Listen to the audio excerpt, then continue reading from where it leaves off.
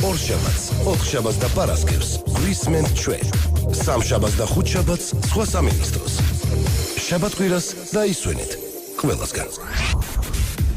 ვიდრე დავისვენებთ, წინ გვაქვს პარასკევი, ბოლო სამუშაო დღე, დარწმუნებული ვარ, რომ 6 საათამდე ძალიან მშვიდობიან ვითარებაში აღმოჩნდებით. მთავარია, რომ ადამიანმა დაიწყოს დილა იმედით და იმის განწყობა, რომ ყველაფერი იქნება კარგად, ვფიქრობ, თავადვე უნდა შექმნათ ხო საკუთარ თავთან მუშაობა უნდა ვისწავლოთ მე მგონი. ქალბატონი ნანა ჩაჩუა, ფსიქოლოგი, გადაცემაში სტუმრად. ძალიან დიდი მადლობა ქალბატონ ნანა, რომ დილიდან ხართ ჩვენთან ერთად. როგორ ხართ? მადლობთ. დღეს აი მსვენელი იყო დაახლოებით 1 საათის წინ ეთერში და მან თქვა, რომ ჩვენ მე მგონი მდგომარეობა, რომ მაინც და მაინც ახარბიელო არ გვაქვს, ეს ყველაფერი უკავშირდება, ყველაფერი იწყება სალმიდანო, მოკლედ. გულიანადაც კი არ ვესალმებით ერთმანეთს. არის ესეთი ტენდენცია? მოდი ჩვენ უფრო მატერიალისტურად შევხედოთ და რეალისტურად ასე ვთქვათ, რომ ყველაფერი მაინც ჯიბიდან იწყება.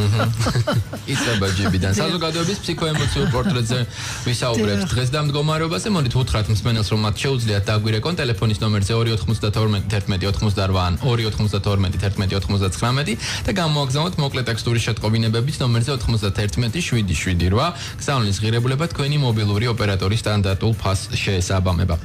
ქალბატონ ნანა, როდესაც გთხოვენ გარკვეული დიაგნოზი დასვათ.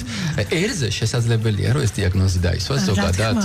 რა თქმა უნდა, არსებობს ესეთი დარგი. ისტორიის ფილოსოფია. ისტორიის ფილოსოფია ეს ერთი მიმართულება ფილოსოფიური კუთხით და მეორე ეს გახლავთ ძალიან საინტერესო ეთნოფსიქოლოგია. ახლა ეთნოფსიქოლოგია ამ ცნების მიმართ ძალიან ისეთი აქტუალური დამოკიდებულება უფრო ნაკლებადაა, ვიდრე ადრე იყო. ამასაც თავისი საფუძველი აქვს, რატომ? მაგრამ ცხადია, რომ ეთნოსიც განიხილება როგორც ერთი ცოცხალი ორგანიზმი. და თუ ჩვენ ინდივიდზე შეგვიძლია ველაპარაკოთ მის მახასიათებლებზე, მის ხასიათის რაგვარობაზე, როგორობაზე, ასე შეიძლება ცხადია ეთნოსის ფსიქოლოგიურ ბუნებაზე ველაპარაკოთ. ამაზე ძალიან დიდი ხანია, 1854 წელს დაიბადა და 1903 წელს გარდაიცვალა, თითქმის თანამედროვე მეცნიერებისათვის თანამედროვეა თითქმის. ეს არის რაცელი, ფრიდრიხ რაცელი, რომლის სახელთანაცაა დაკავშირებული გეოპოლიტიკის აღზევება, ასე ვთქვათ, და მისი მეცნიერებად გადაქცევა შეიძლება ეთქვას, მაგრამ კიდევ უფრო ადრე 1700-იან წლებში იტალიელი მეცნიერი გახლდა ვიკო, შემდეგ არის გერმანელი ჰერდერი, შემდეგ ჰეგელიც აი ამ საკითხებზე საუბრობდა. რას ნიშნავს ეს და უფრო მეც გეტყვით კიდევ გაჩნდა ფსიქოლოგიაში აი დარგი ფსიქოლოგიისა, რომელსაც ქვია გეოგრაფიული ფსიქოლოგია. მე თავად ჩემმა ერთმა ახალგაზრდა კოლეგამ, რომელსაც ძალიან ისეთი წოდომა აქვს აი ისეთ ინფორმაციებზე და ამას წინათ ამ საკითხებზე საუბრობდა, ჩემთან საუბრობდით ჩვენ და განვიხილავ და ჩემთან ერთად აი ამ საკითხებს. მითხრა, რომ აი ასეთი გეოგრაფიული ფსიქოლოგია ასეთ რაიმეს წავაწყდიო ლიტერატურას. და შემახსენა რა წლების წინ მქონდა სოროსის ფონდში იყო ლექცია, საჯარო ლექციას ვკითხულობდი და იქ აი ამ თემაზე მქონდა ჩვენ ადრე რამოდენიმე წლის წინ იყო ეს საუბარი. იმიტომ რომ ეს რა თქმა უნდა მე არ შემითხზავს მაშინ ეს თემა, იმიტომ რომ ეს მე ამოვიკითხე თავად აი ვიკოს, ჰერდერისა და ჰეგელის ისტორიის ფილოსოფიაში. მაგრამ როცა ფსიქოლოგიას ვლაპარაკობ და შეიძლება თუ არა ერის ფსიქოლოგიაზე ვილაპარაკოთ, რა თქმა უნდა, რომ შეიძლება. კარგით, ვისაუბროთ ოღონდ ჯერ მსმენელს მოვუსმინოთ ის სატელეფონო ხაზია. მოგესალმებით, დილა მშვიდობისა. დილა მშვიდობისა. გამარჯობა ბატონო ჩემო. მე მინდა საზოგადოებაზე ვილაპარაკო. კი ბატონო ბრძანეთ. მე პენსიონერი ვარ. დიახ. მუშაობდი 45 წელიწადიდან სახელმწიფოს ემსახურებოდი. მაგრამ არიან ხალხი, რომლებიც საზღვარგარეთ მუშაობდნენ, ჩამოვიდნენ 65 წელიწადი შეუსრულდათ და ისინი 160 ლარს ღებულობენ და მეც 160 ლარს ღებულობ. აი როგორი აზრი უნდა მქონდეს აი ესეთ ადამიანებზე, როცა მთავრობა თვითონ გვიწყობს ამას. მეორე კიდევ მაღაზიაში რო შედიხარ, ისეთი თვალებით გიყურებენ, აი როგორ შეგჭამონ, როგორ გამოგძალონ. არ არსებობს საქართველოში კონტროლიორები რო იყო ხოლმე ადრე, ეხლა აღარ არის. გასაგებია ბატონო. ძალიან დიდი მადლობა მოსაზრებისთვის. მოდით თქვენ კარგი რეპლიკა გქონდათ, თვალებით შეჭმას უკავშირდება. რატომ არის საზოგადოება ესეთი გაუცხოვებული და თქვა ცოტა აგრესიული ბატონო ნანა? დიახ, აი ამ საკითხზე დიდი ხანი ამაზე. მოხუცებულ ადამიანს რომ ასე უყურებ, ხო წარმოგიდგენიათ სხვას როგორ შეიძლება რა შეხედა. იცით რა არის, ეს არის ფსიქოლოგიაში ამას უწოდებენ პროექციას. და რუსთაველმა ამასთან დაკავშირებით შეიძლება მიუსადაგოთ პროექციას, თქვა რომ კოკასაშიგან რაც ადგას იგივე წამოდინდების. ანუ ადამიანს თავისი შინაგანი განწყობილება როგორიც აქვს და რა მდგომარეობაში თავისი ფსიქიკური იმყოფება ამ დროს და მისი ემოციური მდგომარეობა როგორიცა იქედან უყურებს, იცით, მერე სამყაროს. აი ეს უკვე რომ აქედან არ შეხედო და განთავისუფლდე და გაემიჯნო შენ საკუთარ ტკივილს და ძალიან დიდი სულიერი კულტურა გჭირდება ამისათვის. კი ბატონო, ორი მსმენელი გვყავს და ჩვენ და მოусმინოთ მათ. მოგესალმებით, დილა მშვიდობისა. დილა მშვიდობისა, დავით, ნინო, ქაბატონო ნანა. დილა მშვიდობისა. ქაბატონო ნანა, აი ასეთი ერის და ფსიქოლოგიური მდგომარეობა, ფსიქოლოგია. ახლა ერი რა თქმა უნდა, გაბატონება შედგება ადამიანებისგან, ხომ და ადამიანი კიდევ ჩვენად სულიერი არსება, ხომ ღმერთისგან გაჩენილი და გაჩენილს ხო ბედნიერების წყარო აქ გამჩენისაგან და თუ გაჩენილმა ანუ შვილმა არ გააცნობიერა, რას წარმოადგენს ის მშობელი აი ჩვენ თუ ვერ გავაცნობიერებს ისი მფლობელები ვართ, რა გვაქვს ჩვენში და თუ ეს არ გავიცხადეთ და ეს ჩვენში არ გავაცოცხლეთ, მაშინ რთულია საქმე, მაგრამ ადამიანს უჭირს რომ ახლა ზეციერ მამას მიწვდეს, მაგრამ აგერ ესო განკაცდა რომ როგორც ახლა მშობელი დადის შვილის დონემდე რომ შვილს აუხსნა საბაზო, ხო?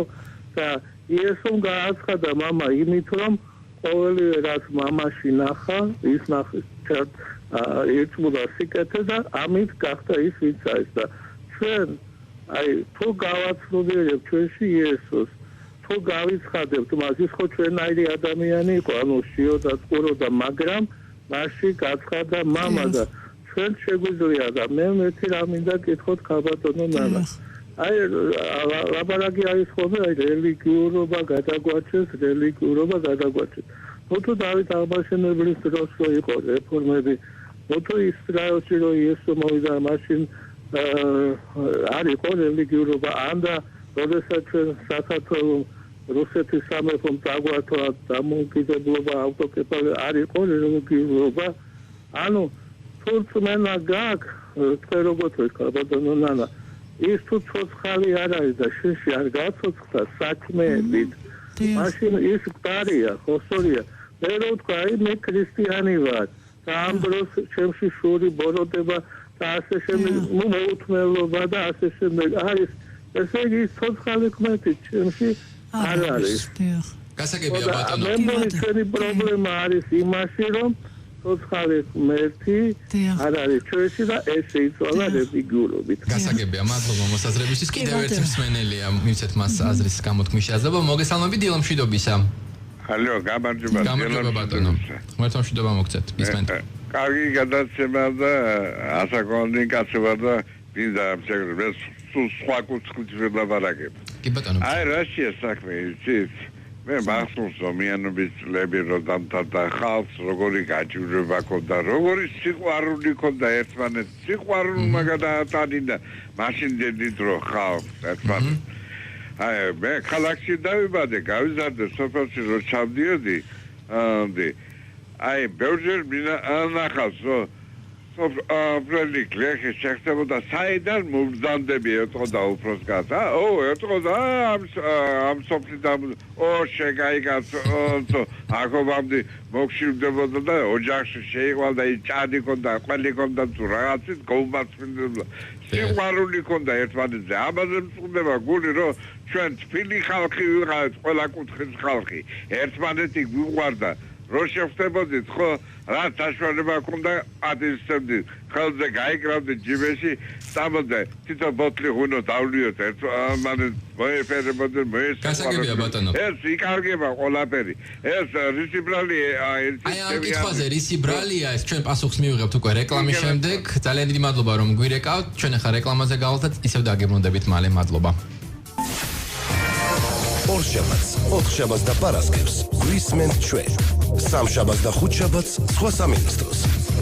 შაბათ-კვირას დაისვენით ყველასგან. თავბრუნდით პირდაპირ ეთერში კალბოტონი ნანა ჩაჩუა ფსიქოლოგი ჩვენი გადაცემის სტილის სტუმარი მსმენელმა მოგვაყარა კითხვები შეიძლება ითქვას კიდევ ერთი მსმენელი ყავს მოდი მოусმინოთ და შემდეგ გავცეთ პასუხი უკვე ამ კითხვებს მოგესალმებით დილა მშვიდობისა მშვიდობა მე ისე არ არის უბრალოდ ერთი თქმა მაქვს კალბოტონ ნანასთან თუ შესაძლებელია რომ აი მე ხო დაფიქსირდებოდა ჩემი ტელეფონი თქვენთან ორჯერ დავრეკე და რომ თუ ძალიან ხოლმე დამიეკოს ამ თუ მისის არ არის შესაძლებელი თავისი ტელეფონი ითხოვს და დამიეკოს დაურეკო ძალიან მინდა ამ ადამიანთან ურთიერთობა მე 56 წუთი ეს კაცი ვარ მე რა ბჭიქია გასაგებია ბატონო თქვენ ახლა ასე შეზღუდული ვარ ასეთ რამეებში და თუ შეიძლება ეს თუ შესაძლებელია. კარგით, გადაგთავთ ახლა მე სარედაქტოროში თქვენს ნომერს ჩაინიშნავენ და შემდეგ მივცემთ კალბოტონ ნანას ორმასი მადლობა. კეთილი. მას კითხვებს გავცეთ პასუხი. პირველი რაც ბატონმა დარეკა ახლა და პირველი კითხვა იყო ამასთან დაკავშირებით აი რელიგიურ თემაზე იყო ლაპარაკი არის ასეთი სილეზიელი რომელმაც თქვა თავის დროზე ძალიან კარგად და შემდეგ მე რა მამარდაშვილმაც გაიმეორა ეს სიტყვები ეს არის ის რომ ქრისტე 1000 ჯერაც რომ დაბადებულიყო თუ იგი შენში ერთხელ არ დაიბადა შენ დაიღუპებოდი ანუ ის რომ მოხდა ეს ფაქტი ასე ღმერთის განკაცების და ჩვენ მოგვეცა ცხოვრების პრაქტიკული ხედვა თუ როგორ უნდა წარმართოთ საკუთარი თავი ეს არის აუცილებელი პირობა მაგრამ არასაკმარისი ის შენში უნდა დაიბადოს რელიგიურობა არ ნიშნავს მხოლოდ და მხოლოდ იმ რიტუალების განხორციელებას, რომელშიც ხშირად ჩართულები ვართ. რელიგიურობა ეს არის ცხოვრების წესი. დიახ, ქრისტე 1000 ჯერაც რომ დაბადებულიყო, თუ იგი შენში ერთხელ არ დაიბადა, მაინც შენ დაიღუპებოდი. ეს ერთი საკითხი. დიახ, რაც შეეხება მეორე. ხო, ახლა მეორე საკითხი, რომელიც ლაპარაკობს, რომ აი მსმენელი ლაპარაკობდა რომ ჩვენ ერთმანეთი დავკარგეთ ადამიანებმა აი ადრეულ პერიოდში რომ შეხვდებოდით აი სოფლად რომ ჩავიდოდიო ასე ხვდებოდნენ ადამიანებს საქმეც ის გახლავთ რომ რაც უფრო დრო გადის ანუ ცივილიზაციაზე გვაქვს ლაპარაკი საზოგადოება უფრო და უფრო ტექნოლოგიური ხდება. ტექნოლოგიური საზოგადოებას ფსიქოლოგებმა უწოდეს ვულგარიზებული საზოგადოება. აქ პრობლემა არის ის, რომ ადამიანები გაუუცხოვდნენ საკუთარ თავს. საკუთარ თავს იმდენად გაუუცხოვდნენ, რომ მეორე ადამიანში, რადგან საკუთარ თავში საკუთარი თავის ხედვა აღარ არის, მეორე ადამიანში შენ თავს ვერ ხედავ და ჩვენ როცა ურთიერთობთ ერთმანეთთან, მე მიყვარ ხარ შენ, როცა მე მიყვარ ჩემი თავი და ჩემი თავს როცა ვხედავ შენში, შენ მიყვარ ხარ მე და ებრაული შეგონებაც ერთ-ერთი ასე იწყება. თუ თავი შენი შენ არ გიყვარს, სხვას ვის შეიყვარებ? სამი შეგონებიდან პირველი ერთი შეგონებიდან სამ შეგონებად წოდებული შეგონებაში არის ეს.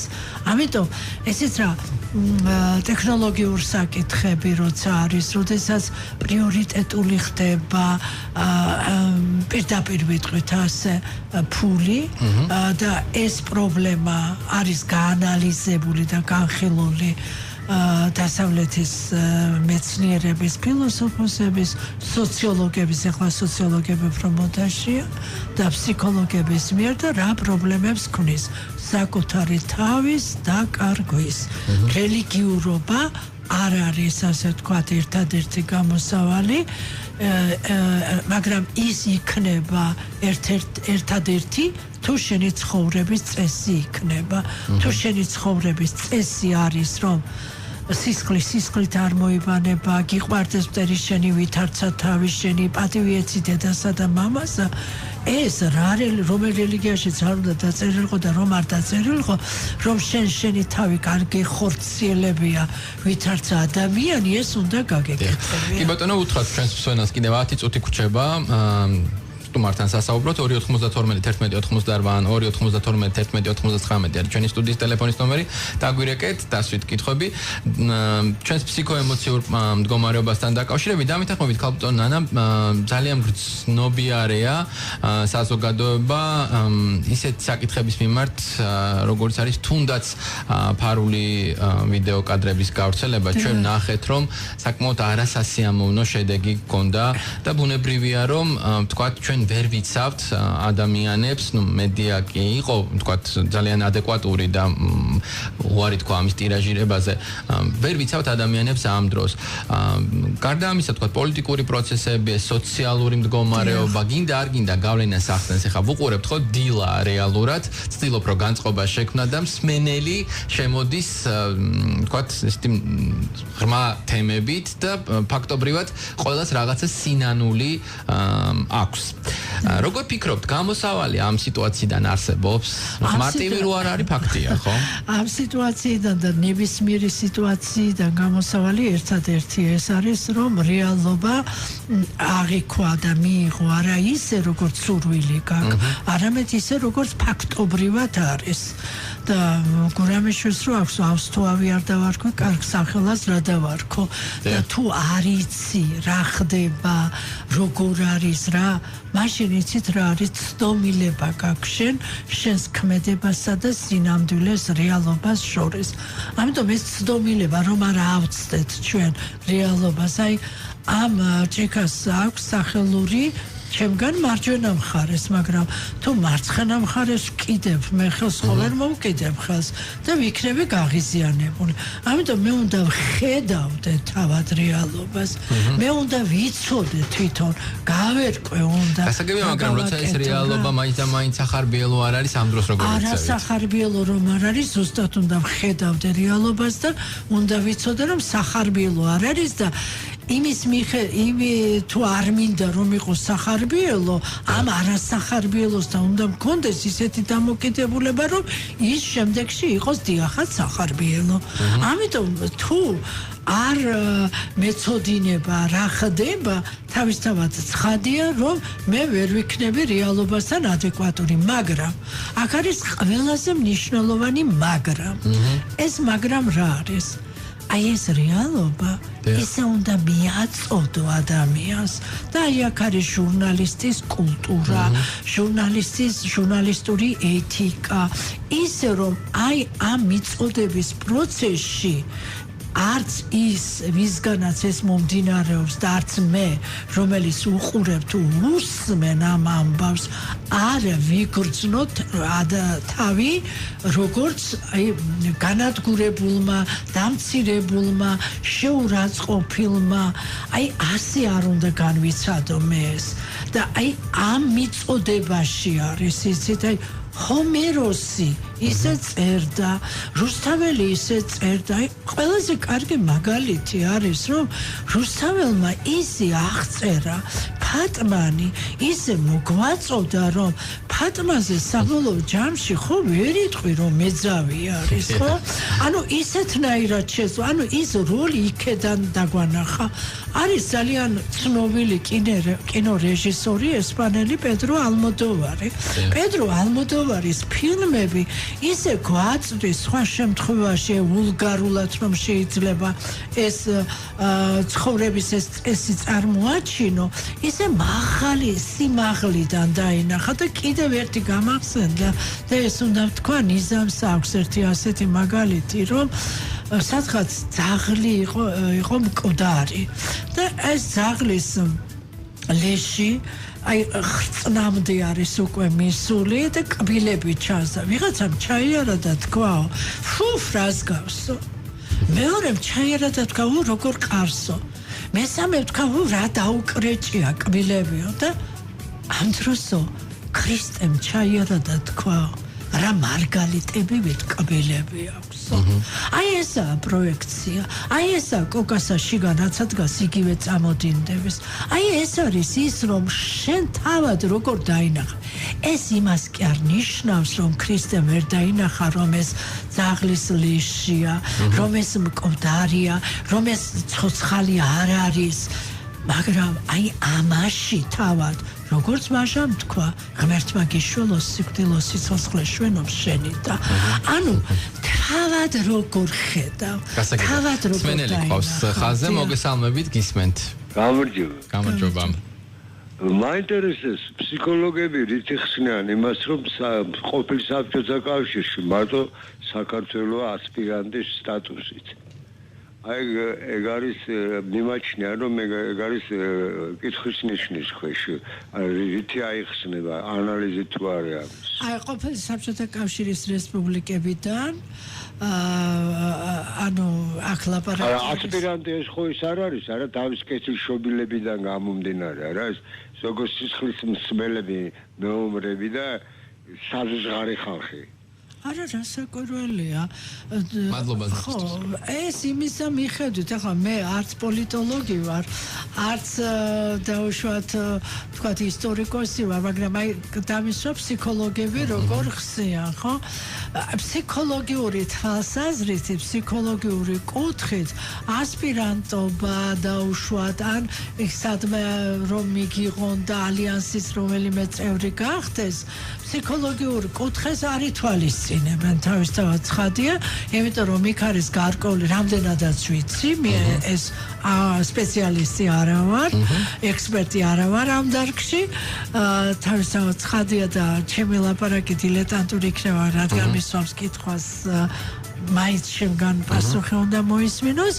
აქ არის გარკვეული მოთხოვნები წაყენებული და ამ მოთხოვნების მაგალითად ადამიანის უფლებების დაცვის საკითხი არის თქვათ ერთ-ერთი მაგალითი. ხო, აი დამოკიდებულება როგორი არის თქვათ ამა და იმ საკითხის მიმართ კანონში აღმასრულებლობა თუ ასე შემდეგ და ასე შემდეგ, ხო? აი ეს ნუსხა არის პირდაპირ უკვე ჩამოთვლილი და ამის და მიხედვით თუ როგორ აკმაყოფილებ ამ შემთხვევაში ამ ჯგუფის მიკუთვნებულობაში შეიძლება აღმოჩნდე. მაგრამ ფსიქოლოგიური თვალსაზრისით თავად და თავად ის თუ ეთნოხასიათი როგორი არის, ეს უკვე განაპირობებს იმას მიმღებლობ იმ ნუსხას თუ არ მიმღებლობ. აი ხასიათზე ვლაპარაკობთ, როგორია ეს ხასიათი დღეს? ხა მე რასაც ვუყურებ ძალიან მაღალი ეს დეპრესიული ფონი, ხო? შემდეგ მე ვთქვათ თაობების შორის აბსოლუტური ხიდჩატეხილობა. ხა არიან ახალგაზრდები და ასეც უნდა იყოს ალბათ, რომ ვთქვათ სხვა ღირებულებები აქვთ და მათი მშობლები ან ბებია-ბაბუები, რომლებიც მუდმივად მისტირიან წარსულს. რა მოვლენაა ეს? ეს მარადიული მოვლენა. ეს არის მარადიული მოვლენა, იმიტომ რომ როცა ახალი მოდის, აი ამ ახალი არის მატარებელი, აი იმ ტექნოლოგიური ცვლილებების, იმ ისტორიული პროცესების, რომელიც არის, ახლა ძალიან ჭკვიანმა კაცმა თქვა თავის დროზე, რომ ქარის წისქვილი გვაძლევს საზოგადოებას იუზერენით, ანუ ფეოდალით სათავეში და ორთქლის მანქანა მრეწველი კაპიტალისტის სათავეში, ხო? როდესაც შენ ახარ აი იმ სისტემაში, როდესაც გაქვს iPhone-ი, iPad-ი, დაუშვათ ინფორმაცია შეიძლება ასეთნაირად მიიღო და დაუშვათ აი წინა თაობის ადამიანი, თქვათ, ამ ტექნოლოგიებს ვერ ფლობს, თავისთავად ცხადია, რომ მათი საკომუნიკაციო ველი განსხვავებულია თანატოლების ველისაგან. მაგრამ ახლა არის მეორე კიდევ ძალიან მნიშვნელოვანი საკითხი, რომ აი ქრისტიანულ რელიგიაში ხომ არის კათოლიკური და მართლმადიდებლური მიმდინარეობა, რა ცალკე, ხო? აი მართლმადიდებლობაში არის ასეთი რამ, ჩვენ ვეზიარებით ჩვეულებრივად იმ პურით, რომელშიც არის საფუარიანი პური, ხო? საფუარიანი პური ნიშნავს იმას, რომ ახალში არის ძველი ჩადებული. ეს არის განვითარების უწყვეტობის შენარჩუნება. ანუ პრინციპი არის, რომ განვითარებაში არის უწყვეტობა. ეს იგივე განვითარების ერთ-ერთი უზოგადესი კანონები, რომელიც ეგელმა ჩამოაყალიბა და ეს არის ერთ-ერთი არის, რომ ვარყოფის კანონი, რომ შენ იმას ვარყოფ ისე, რომ იქიდან მოგაქვს რაღაც ძირითადი, ხო? ეს არის მართლმადიდებლობაში, თავად რელიგიაში დევს, ხო? მაგრამ აი კათოლიკობაში, ამიტომ მე რა თქმა უნდა, რომ კათოლიკობის მიმართ არავითარი, თქვა, შეფასებითი დამოკიდებულება ახლა არ მაქვს, მაგრამ ეს არის წმინდა ევროპული რაციონალური დამოკიდებულება, რა?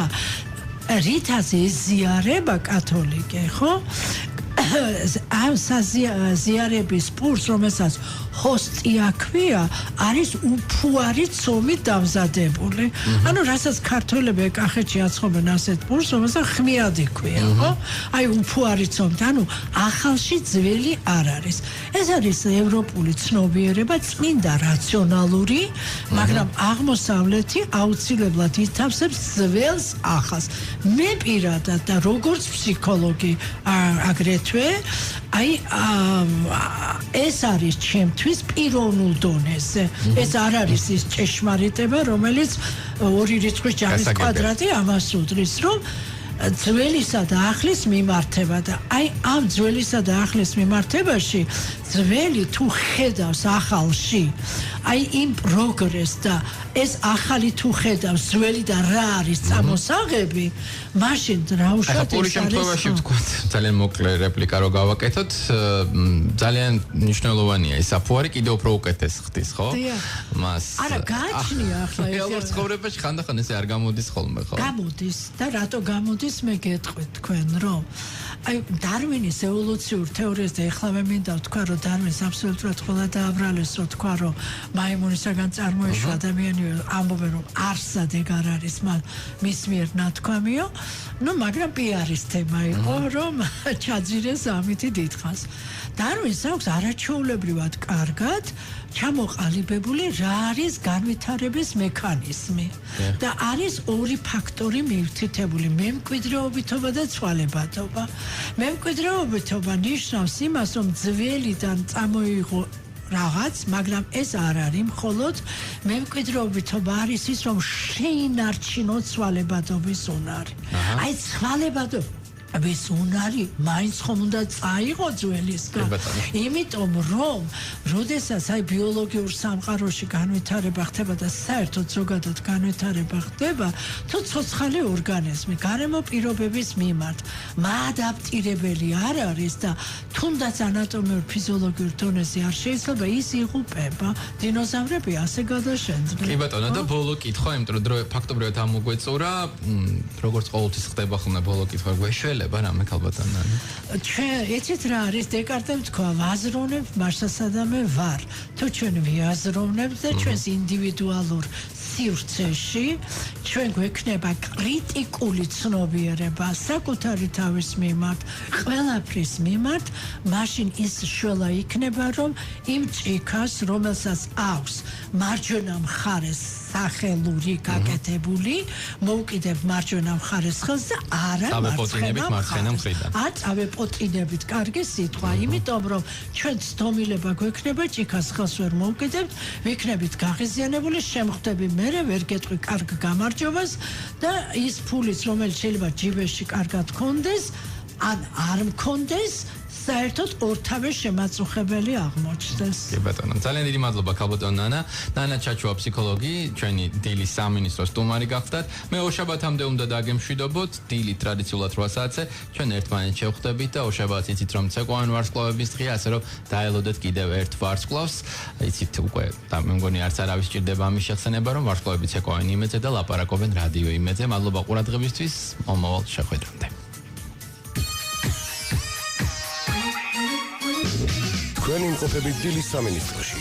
დილის სამინისტრო. მდგრადი გართობა. დემოკრატიული საქართველოსთვის.